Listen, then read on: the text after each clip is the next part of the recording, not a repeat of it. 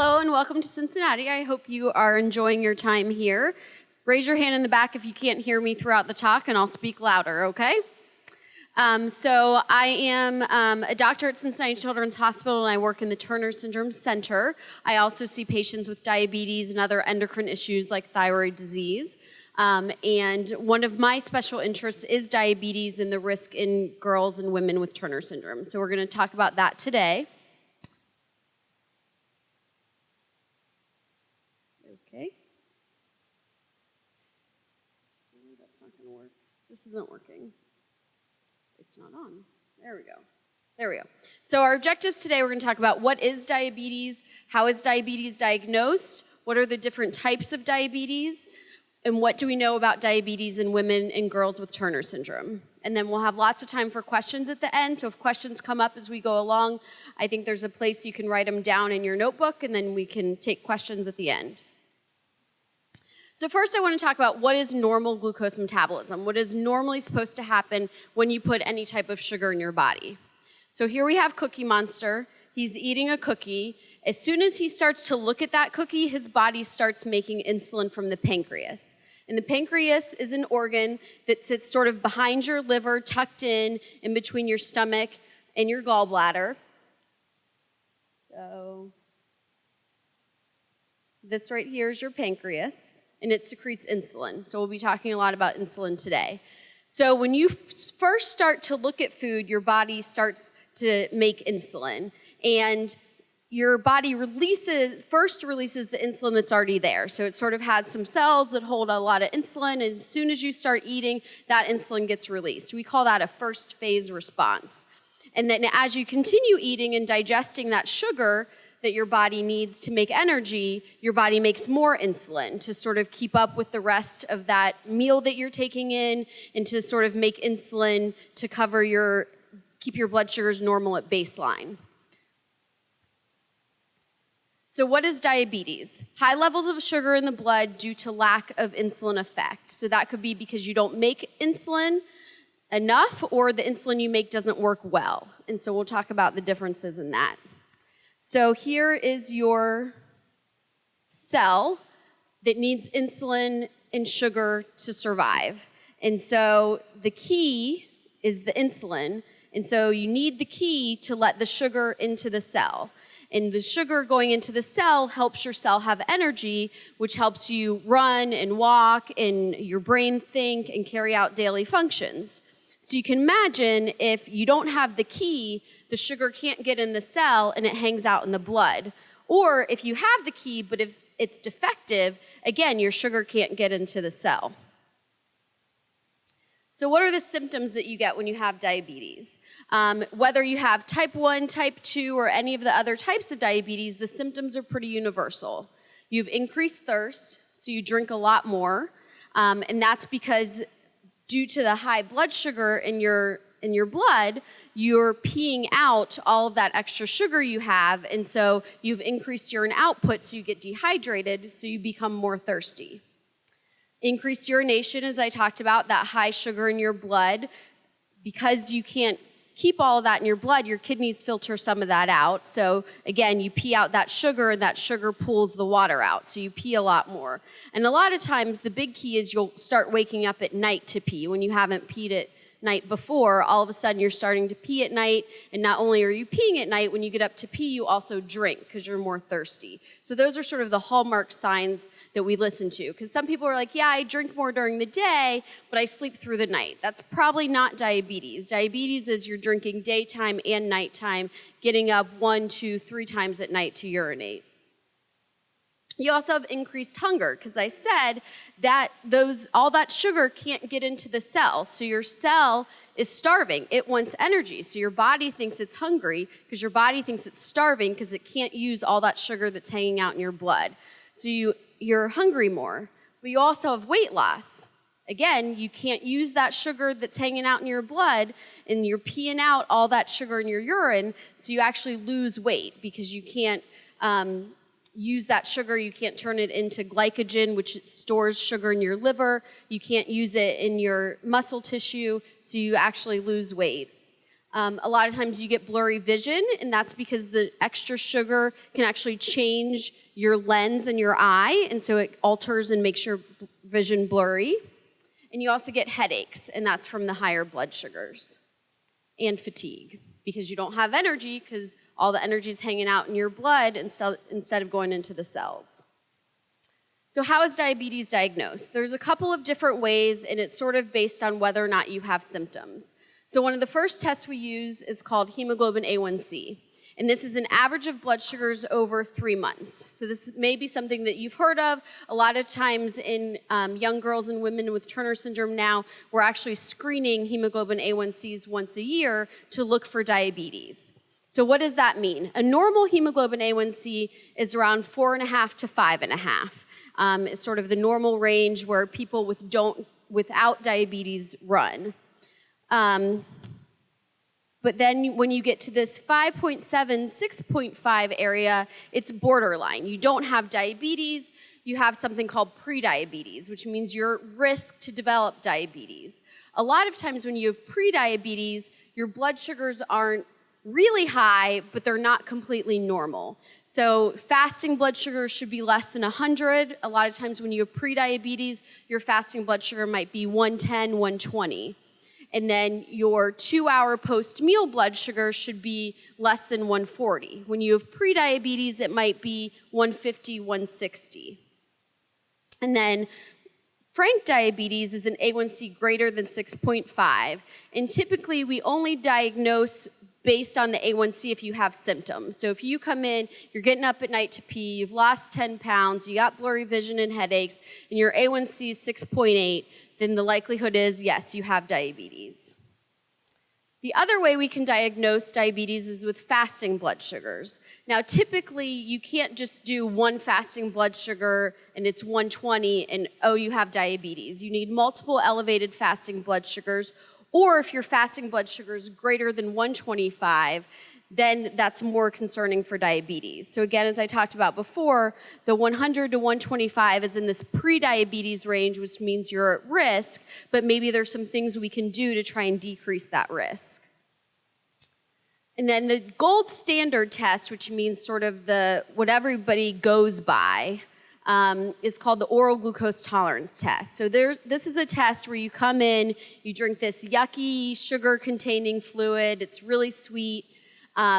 They check a blood sugar before you drink, and they check usually an hour and 2 hours after you drink. And so based on the fasting blood sugar before you drink and that 2-hour blood sugar after you drink that sugary beverage, you can make the diagnosis of diabetes. So if your 2-hour blood sugar is less than 140, that's considered normal. If it's in the 141 to 199 range, that's the borderline prediabetes. You also might hear the word impaired glucose tolerance. And then if it's greater than 200 at that 2-hour mark, then you have diabetes, okay? The other way you can get diagnosed with diabetes is, say you come in to the doctor's office, you have symptoms, you're getting up at night to pee, you're thirsty all the time, you've had weight loss, and they check a blood sugar in the office, a random blood sugar. It doesn't matter when you last ate. If it's greater than 200 and you have symptoms, you can make the diagnosis of diabetes. So are there different types of diabetes? Yes.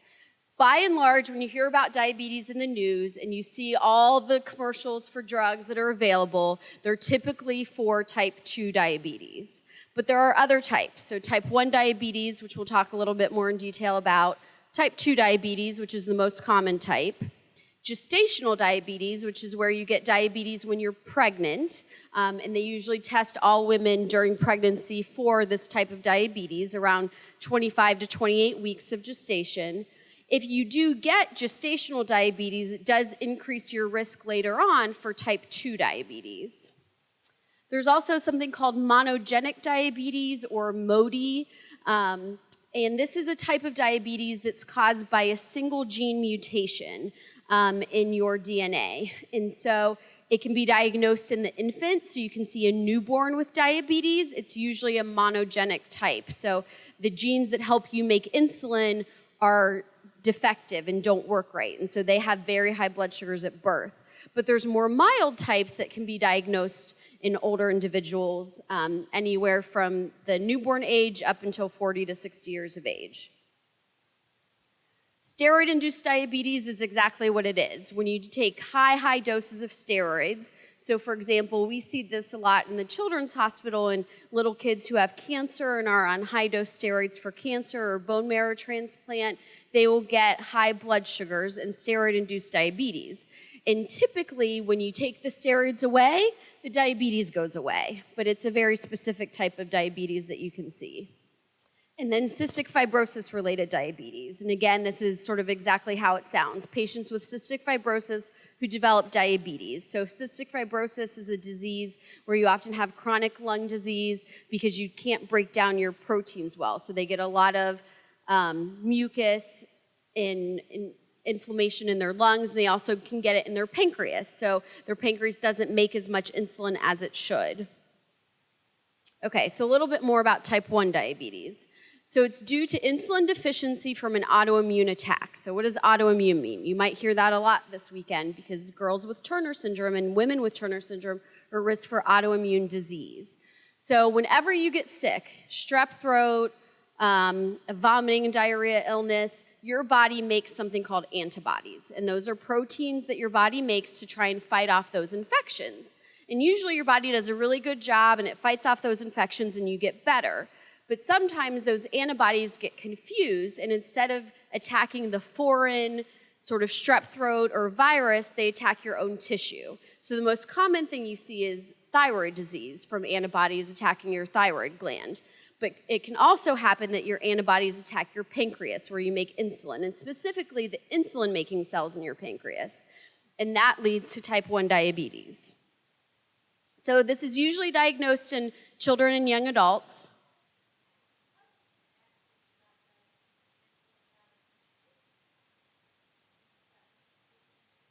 Mm-hmm.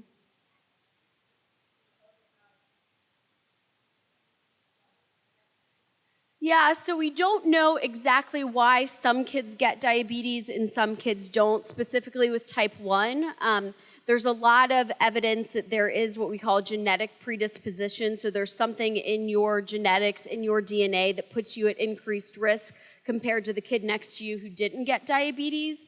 We don't know if it's a specific virus that sets it off or what is the trigger that causes them to get diabetes. But we do often see it's around an illness. And we think that the illness stresses out the pancreas even more, because when you're sick, your body often needs to make more insulin because you're stressed out, and it can't do it. And so it sort of tips them over the edge.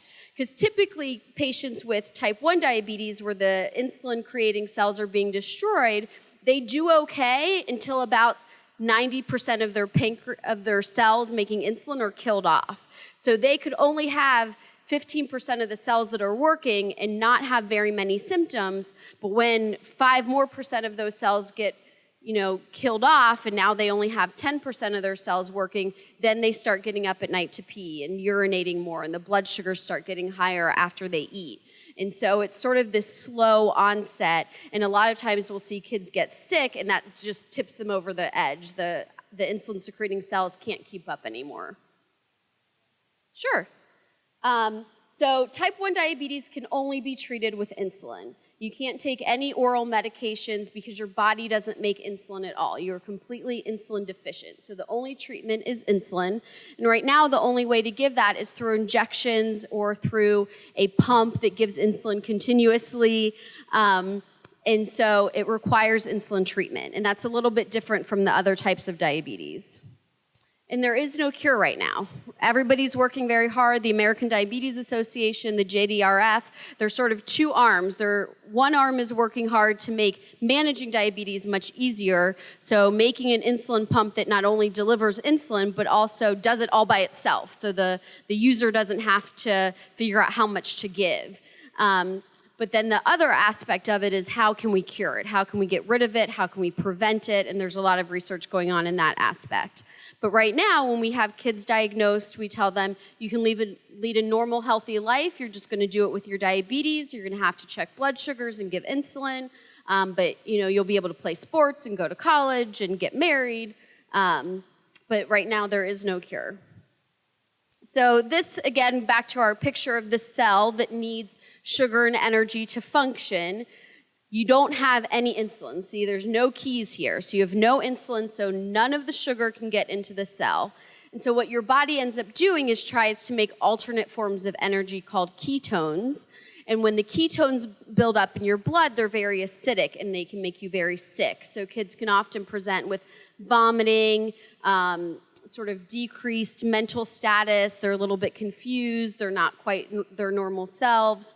And then once you give them insulin, that sugar can enter the cells and they start to get better and feel better. So how does type 2 diabetes compare to type 1? So type 2 diabetes, your body does not use the insulin you make as well for lots of different reasons. Sometimes it can be increased weight gain and your body can't keep up with the insulin needs that it needs to make. Sometimes your body becomes more resistant to the insulin you make. So that's what happens with steroid-induced diabetes. Those steroids make your insulin not work so well, so you need a lot more of it. It's the most common form of diabetes and the kind that's most talked about in the news. Usually diagnosed in young adults and adults. Typically, if you have diabetes diagnosed before the age of 10, it's type 1, type 1, type 1, type 1 until proven otherwise. In the 10 to 20 age range, we're starting to see some more type 2 diabetes, and so a lot of times we do some additional testing to try and figure that out. And then sort of above age 20, you can still see type 1 diabetes, but more common is type 2 diabetes. It's treated with oral medications and insulin. So a lot of times in type 2 diabetes, if your hemoglobin A1C that we talked about before, which is the average of blood sugars, is 6.8, 7, they might try an oral medication first. Metformin, glucophage, there's a whole list of them that you can try to avoid insulin. And so with diet and exercise and the oral medications, sometimes type 2 diabetes can not completely go away, but sort of go into remission. And so you can eventually come off those medications and just have diet-controlled diabetes. And so this is the picture of what we call insulin resistance. So the body doesn't respond to that insulin as well. So you can see you have insulin here. So that's the opposite of type 1. In type 1, there's no keys. There's no insulin.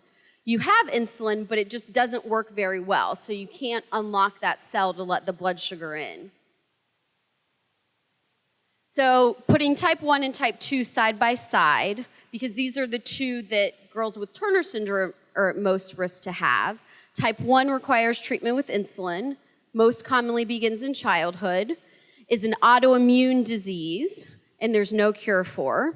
And there's often a sudden onset. So the kid was well a month ago, and then all of a sudden, weight loss, peeing a lot, vomiting. And this kind is more rare. Now, type 2, treat with insulin and oral medication, most commonly in overweight adults, has insulin resistance as the underlying cause, can be diet controlled. So you can sort of go into remission and your diabetes doesn't completely go away. It's sort of always there, but you don't have to take medicine or insulin for it. You can control it with diet. And it's a more gradual onset over time, and it's more common. So some statistics about diabetes. So in 2012, 10%, so 29 million Americans had diabetes. Of those, 1.25 million had type 1, and the rest, the other 27.5 million, had type 2. There are about 1.4 million new cases of diabetes diagnosed each year, and in youth, so those less than 18, about 18,000 of those are type 1, and about 5,000 are type 2. So as I said before, in kids under the age of 18, it's usually type 1 is still the more common type of diabetes to see.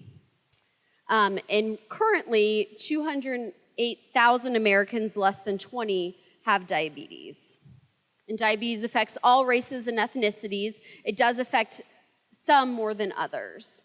And so this is the slide of this. There's a large nationwide study called SEARCH that's been going on since early 2000, and their whole goal is sort of to track all types of diabetes and who gets it, when they get it, how it's treated, how they respond to treatment, And this is how we have found out more about the monogenic types of diabetes, and this is how we know how many people have diabetes.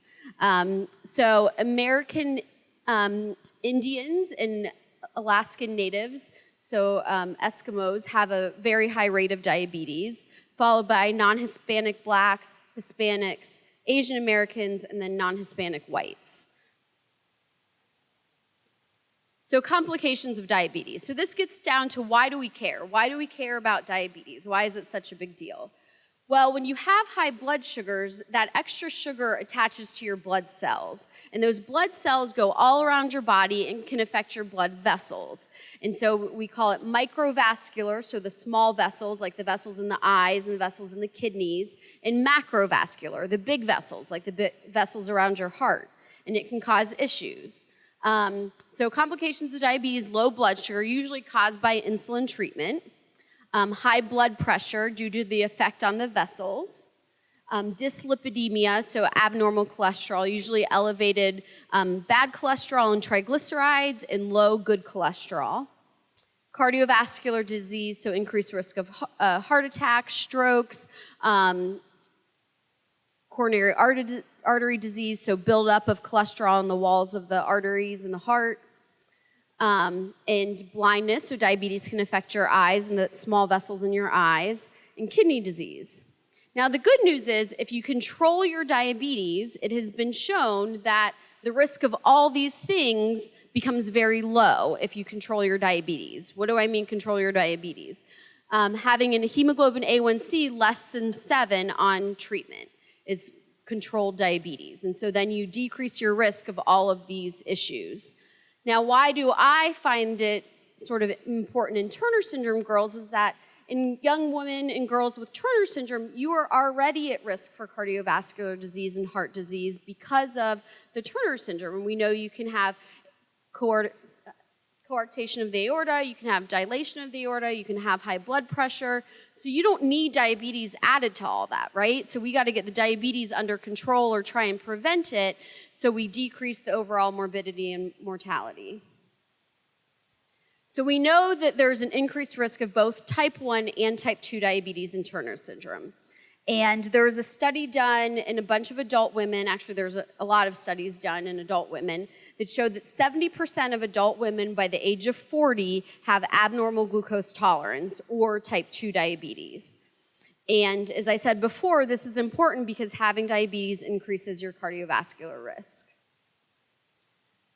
So the prevalence of diabetes and Turner syndrome. So this was a study done by Bakalov and Bondi out of the NIH, so National Institutes of Health, where they took 224 adult women with Turner syndrome, and they compared them to women without Turner syndrome. Did you take part in that study? And they did some oral glucose tolerance tests, they did some blood testing, they looked at cholesterol, they looked at all sorts of different things. But they sort of broke down what the prevalence is of diabetes. So of the 224 women, 25% of the women with Turner syndrome had diabetes, and one woman out of 224 had type 1 diabetes. And that's typically what we see. In our clinic here at Cincinnati Children's, we have about 220 girls. We have one with type 1 diabetes, and then we have a couple with type 2. But again, our population's younger. Most of them are under the age of 20. So what she found is that there is a slight difference between the rate of diabetes that you see and the karyotype. So are you 45X? Are you mosaic? Do you have an isochromosome? So those at greatest risk for diabetes were those with the isochromosome. And we think that those with the isochromosome are also at risk for more of an autoimmune disease as well. And then the second group was the deletion on the short arm of the X chromosome, those with classic 45X, and then deletion on the long arm. So the thought was if you're missing both the long and the short arm, that sort of amplifies your risk. So this was a second study done by Klaus Gravhold out of Denmark, who looked at women with Turner syndrome who were on treatment with estrogen and women who were not on treatment with estrogen, and then compared it to women without Turner syndrome. And they did an oral glucose tolerance test. So they had blood drawn at time 0, they drank that sugary beverage, and then they measured glucose and insulin levels over time. So these are the blood sugar levels. So at time 0, the open hole is the control group, or the women without Turner syndrome. And then the dark circles are women with Turner syndrome without treatment. And then the triangles that are empty are women with Turner syndrome on treatment with estrogen. And they're pretty similar, but you can see their blood sugars are higher than the controls. So starting at time 20, so that's when I talk about the first phase insulin response, way back when, so you start to eat and your body immediately releases the insulin that it has. That's the first phase insulin response. And so their blood sugar goes up higher than women without Turner syndrome, which sort of shows that maybe that first phase insulin response doesn't work so well. And then at the 2-hour mark, blood sugars in the women with Turner syndrome are higher than the women without Turner syndrome. So this is the same test, but these are the insulin responses. And again, you sort of see the same thing. Now, what's interesting here is the first phase insulin response looks pretty good, okay? It looks similar between the women without Turner syndrome and the women with Turner syndrome. But the thing is, the women with Turner syndrome had a higher blood sugar, so they should have had a higher insulin response, and they don't. So that's where you see, is there a lack of insulin secretion in the women with Turner syndrome? And then again, you see over time, they sort of make more insulin than the women without Turner syndrome, but again, their blood sugars remained higher, so it's still not an appropriate amount of insulin. If they were making enough insulin, their blood sugars would have been the same as the controls. Does that make sense?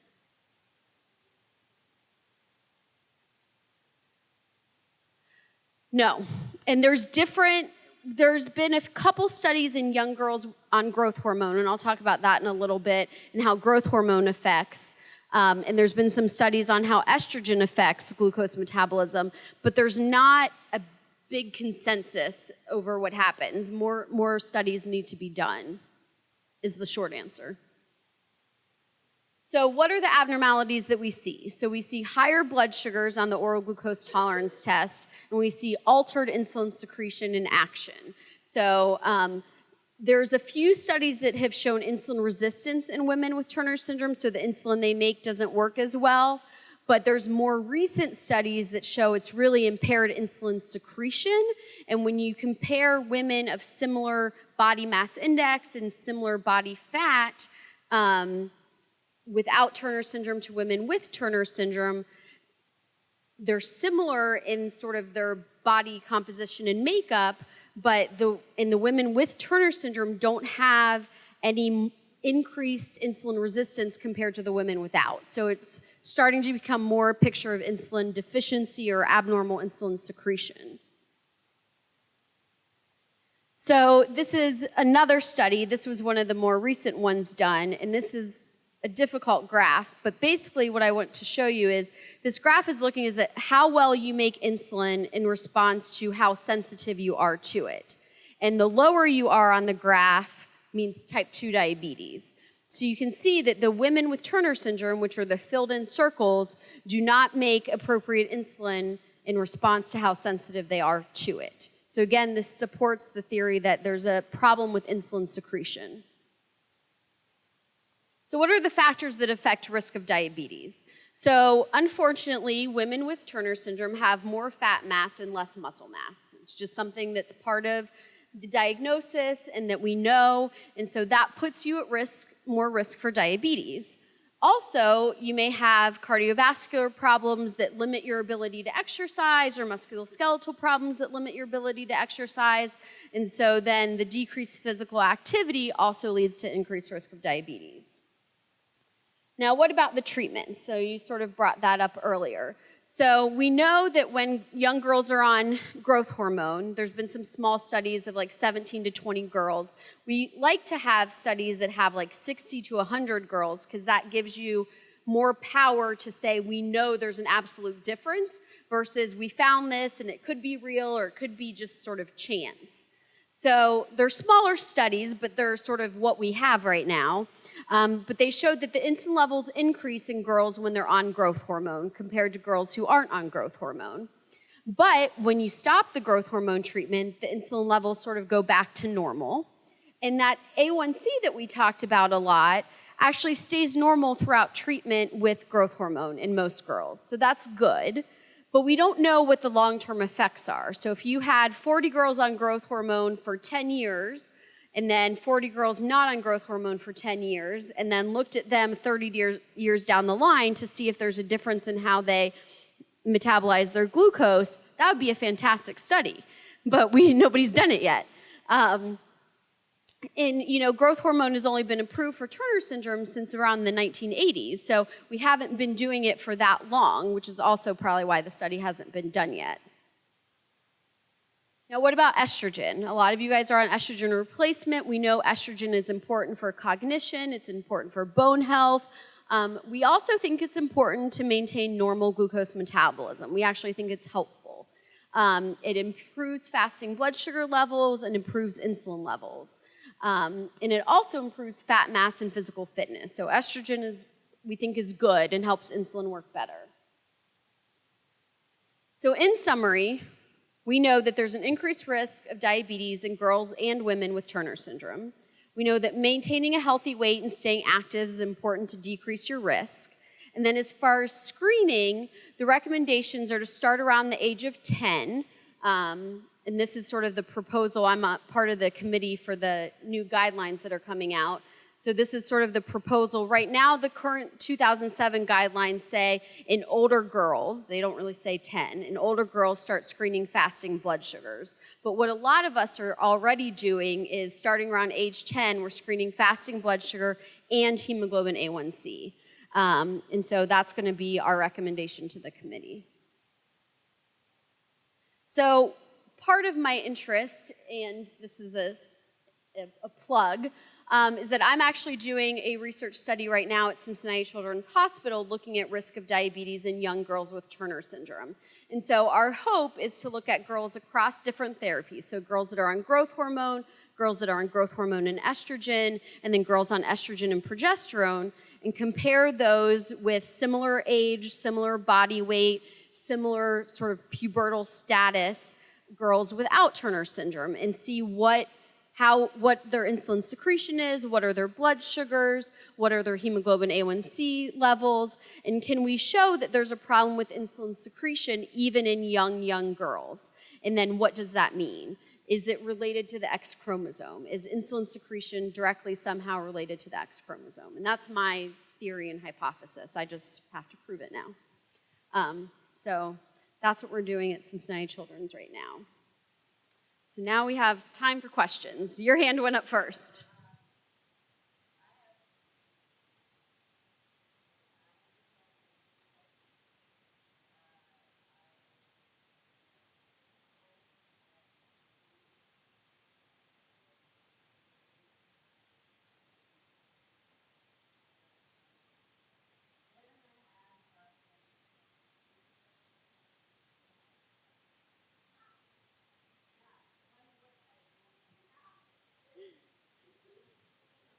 Right. And so that's what I personally think a lot of women with Turner syndrome have, is a mix of insulin deficiency or abnormal insulin secretion, so you don't make as much as you should, plus potentially some insulin resistance. One of the ways to sort of figure out what type you have, and one of the things that we do, is we check something called islet cell antibodies. And so those are the antibodies that attack the pancreas and are associated with type 1 diabetes. So that's one thing you can do. And sort of when you are diagnosed with diabetes, that's something you can ask your doctor to do. Can you do islet cell antibodies to see, do I have type 1 and I'm more likely to need insulin, or does mine look more like type 2 and we can try oral medicine? The other thing you can do is, in the fasting state, look at an insulin and a blood sugar level, or to do an oral glucose tolerance test and see what your insulin levels do over time. If your insulin levels are lower than they should be, then it's more likely a picture of insulin deficiency. Whereas if you have insulin resistance, a lot of times your insulin levels will be greater than 300 when your blood sugar is 180. And so that's diabetes, and that's insulin resistance, and that's more likely type 2. I think women with Turner syndrome probably have more of a mix. I think it's different. I don't think it's classic type.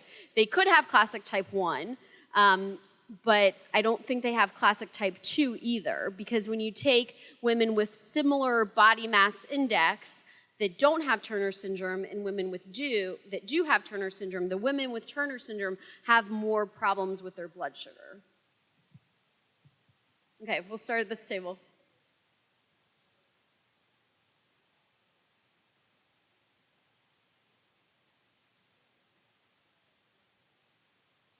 Correct. So if you have type 1 diabetes, so you have positive antibodies, you were diagnosed when you were younger, you don't make enough insulin, you can't get rid of that and you can't treat that with diet alone. But with type 2 diabetes, you absolutely can. So diet and exercise, eating healthy, cutting back on the carbs, more protein, more vegetables, you can sort of maintain and control with diet alone.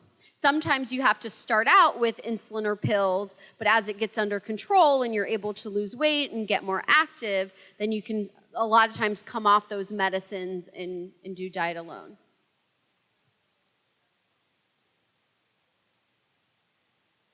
So it sort of depends on how sick you are when you're first diagnosed. So if your A1C is 10%, you're getting up and peeing at night, you feel awful, you're tired all the time, you're losing weight, and your islet cell antibodies are negative and your insulin levels are a little high.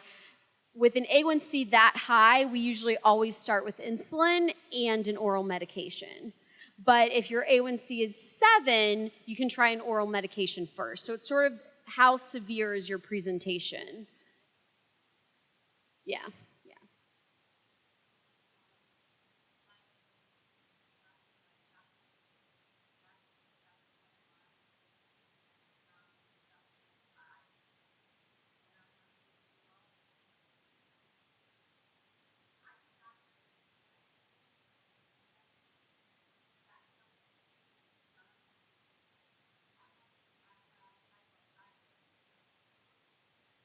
So that's a hard question to answer without knowing all of your history, because, it depends on what your bone health is. It depends on sort of where you are in age, and should you still be on estrogen, and what your cardiovascular risk factors are. But that's a good question you can go back and bring up to your doctor is, should I go back on estrogen or not? Should I be on estrogen at this point in my life, and how does it affect my diabetes?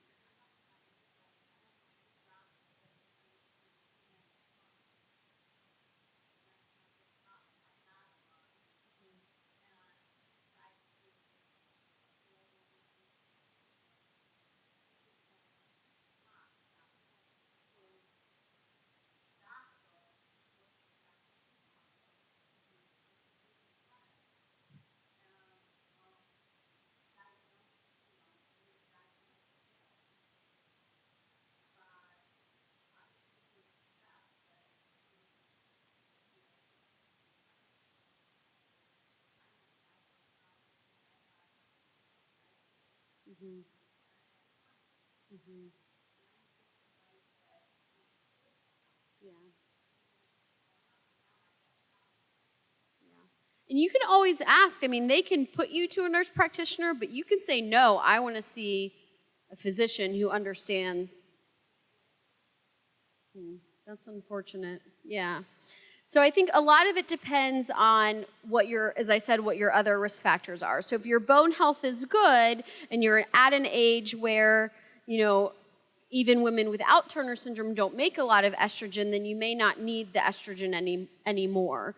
But if your A1C has come down from 7.5 to 7.1 on the medication, I think that's a good sign. So I don't think that. There you go. That's awesome. Congratulations. Okay, so I think we'll go to this. Sorry, not you in the green, right behind you in the white. Yeah.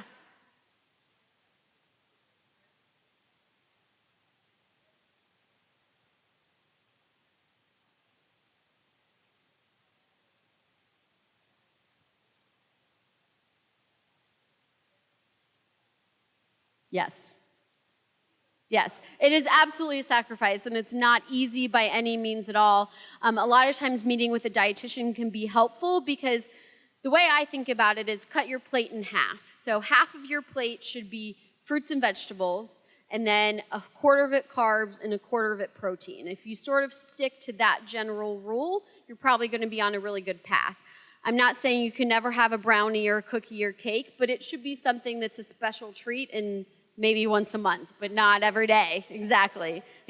So I think it is worth the sacrifice given the underlying cardiovascular risk factors, whatever you can do to decrease that so you can live a long, healthy life.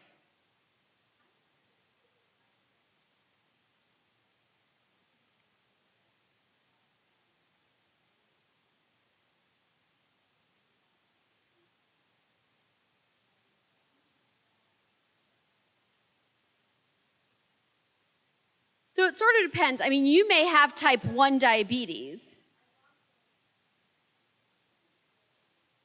Yeah. So you could have type 1 diabetes. It's hard because we know that over time the antibodies go away. So if you were diagnosed 20 years ago, getting antibodies now to figure out was it type 1 or not isn't really helpful. Sometimes you can get what's called a C-peptide level, and if that's lower, that would indicate that you're not making a whole lot of insulin on your own, and that would be more consistent with a type 1 diabetes picture. If the C-peptide level is higher, then that's more of a type 2 diabetes. But it could be that you have type 1 diabetes. I see you're on an insulin pump, and so if you're on insulin only and that's pretty, well controlling your blood sugar, a lot of it too depends on how much insulin you're on. You can sort of tell. People with type 2 diabetes tend to require a lot of insulin, or people with type 1 diabetes, it's sort of a lower amount.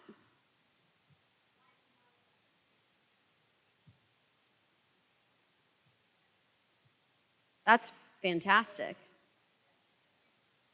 Yeah.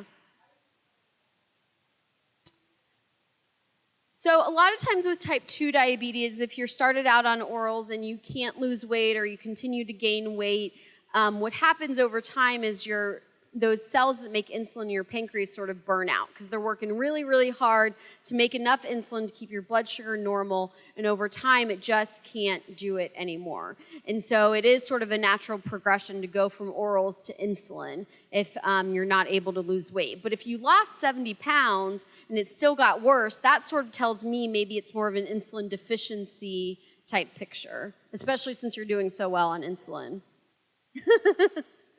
Okay, in the pink.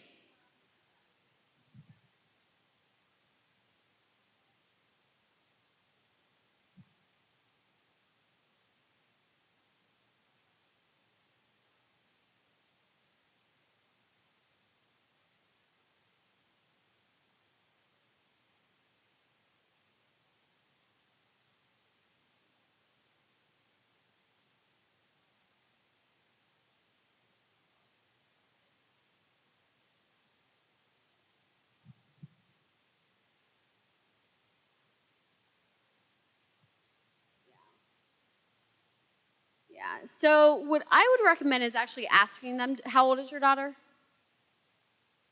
She's 11. I would actually ask them to check islet cell antibodies on her to figure out if they can't.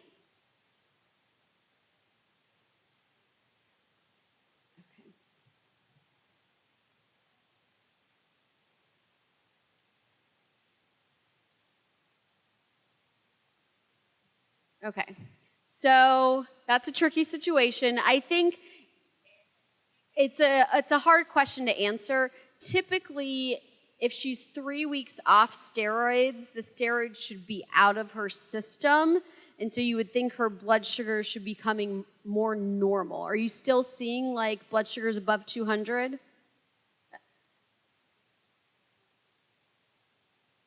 Okay. Okay. The Right. I mean, the big thing will be to eventually they'll probably try her off insulin and see what happens. Because I would expect now that she's 3 to 4 weeks out, she should be able to come off the insulin if it was just from the steroids. But if there's an underlying sort of diabetes there, then she may not be able to come off. But an oral glucose tolerance test might actually be helpful in trying to figure out what type of diabetes she has, and it's sort of a time will tell as far as what the long term is going to be. Okay.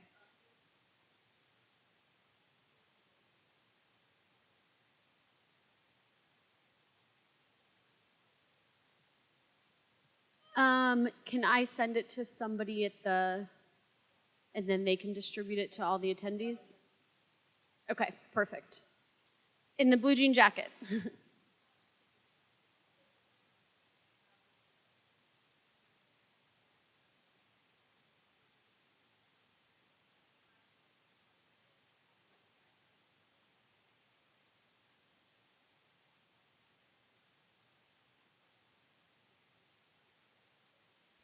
Sure.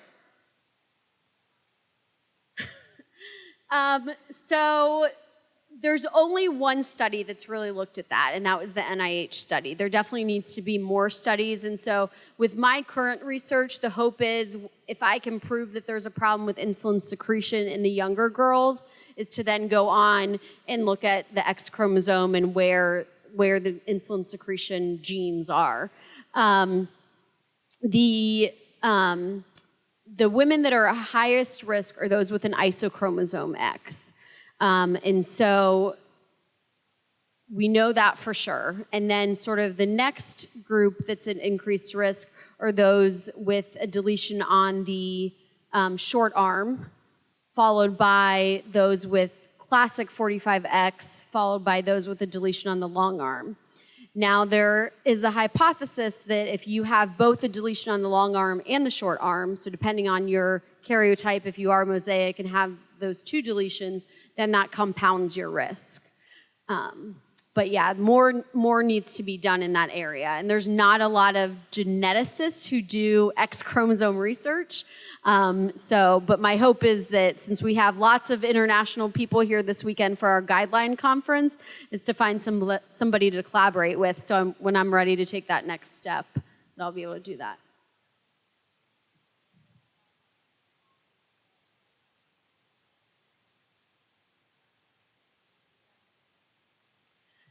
That's very individual, and I would work with a dietitian because it all depends on your age and your weight and what your weight goals are. So I would meet with a dietitian. Absolutely. Yes. Right. All carbs are not created equally. That is one of my mantra statements. An English muffin versus a bowl of Cinnamon Toast Crunch will do very different things to your blood sugar, even if it's the same amount of carbs. You are exactly right. It has to do with the glycemic index. Yeah. In the way back there in the scarf.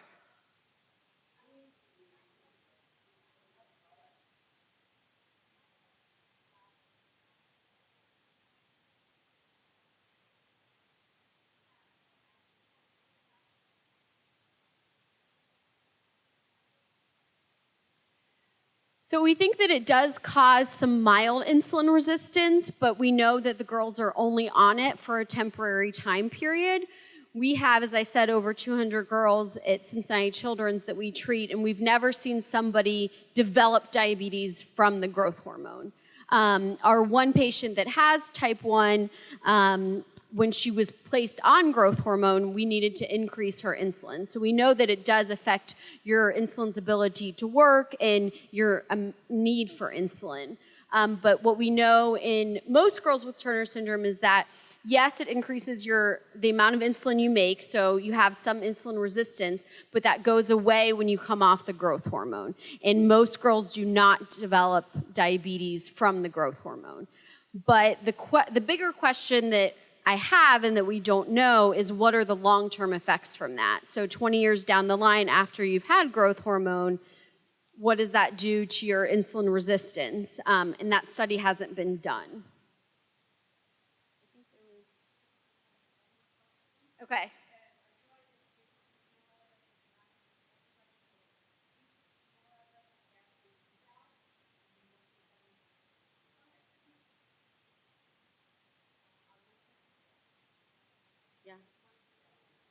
Okay, in the back there?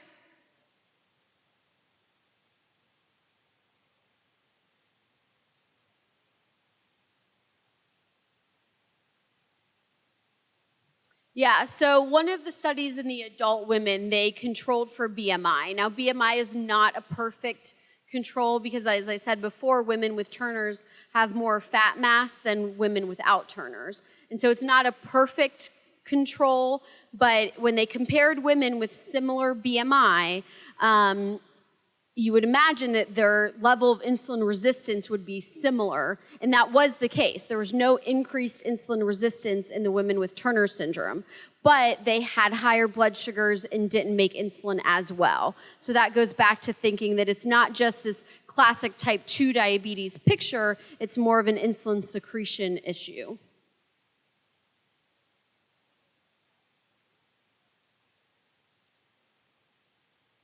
Yes. Okay, I'm going to stick around for about 15 minutes if you want to come up for any additional questions.